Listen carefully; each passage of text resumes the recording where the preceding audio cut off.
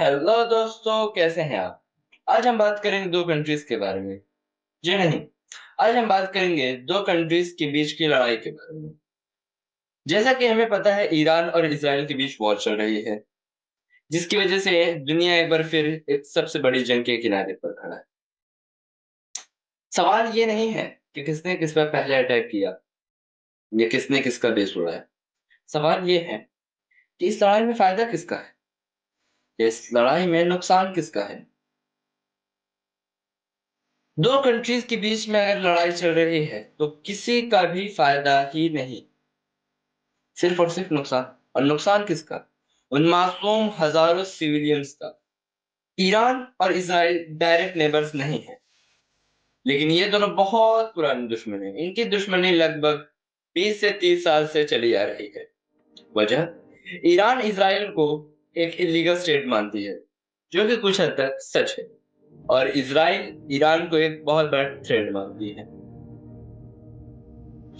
Iran और Israel के बीच कभी भी डायरेक्ट लड़ाई नहीं हुई। ये लोग इससे पहले जब भी लड़ाई करते थे, इनडायरेक्ट करते थे। किसके through? Secret attack, positive group attacks करते थे लोग। अब डायरेक्ट मिसाइल ड्रोन अटैक शुरू हो गए हैं। अब डायरेक्ट मिसाइल और ड्रोन अटैक शुरू हो गए हैं। ये दुनिया कह रही है कि एक बार फिर हम लोग एक सबसे डेंजरस टर्निंग पॉइंट पे हैं।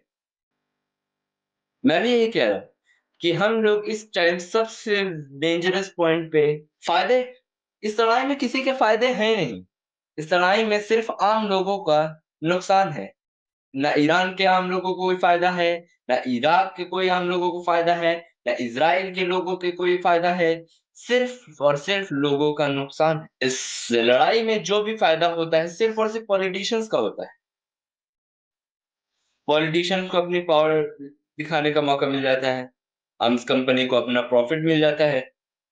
सुपर पावर कंट्रोल बढ़ाने का चांस मिल जाता है। नुकसान, हजारों नुकसान है। हजारों लोग मारे जाते हैं, बच्चे, बूढ़े, औरत, जवान। घर तोड़े जाते हैं, स्कूल, हॉस्पिटल, ये सब सब तबाह हो जाता है। इस लड़ाई के इम्पैक्ट कंट्रीज पे कैसे पड़ते हैं? ग्लोबल इम्पैक्ट, ऑयल और पेट्रोल के रेट बढ़ जाते हैं। मिडल ईस्ट अनस्टेबल, पेट्रोल महंगा, जिसका इम्पैक्ट इंडिया पर डायरेक्ट होता है।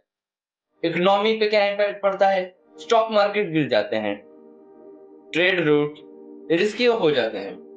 अगर यूएसए और रशिया इस वॉर में आते हैं तो ये war directly world war level तक। इस लड़ाई में ना कोई हीरो है ना कोई विलन है, बल्कि मेरी माने तो इस लड़ाई में सिर्फ और सिर्फ विलन है।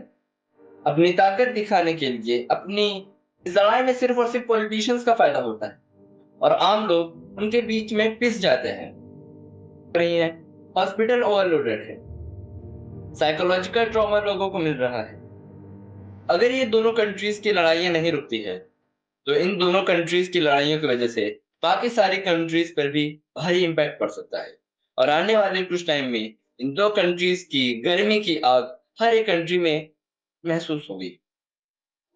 और अगर आप चाहते हैं कि आपको रियल रियल सिंपल न्यूज मिलती रहे, without any fake dramas, simple explanation, तो आप वीडियो को लाइक करें, सब्सक्राइब करें, और कमेंट में मुझे अपनी राय जरूर बताएं।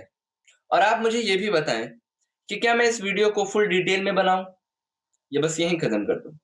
वैसे मिलते हैं हम अगली वीडियो में, लेकिन जाते जाते मैं एक बात आपसे कहूंगा, प्लीज ज्यादा से ज्यादा कोशिश करें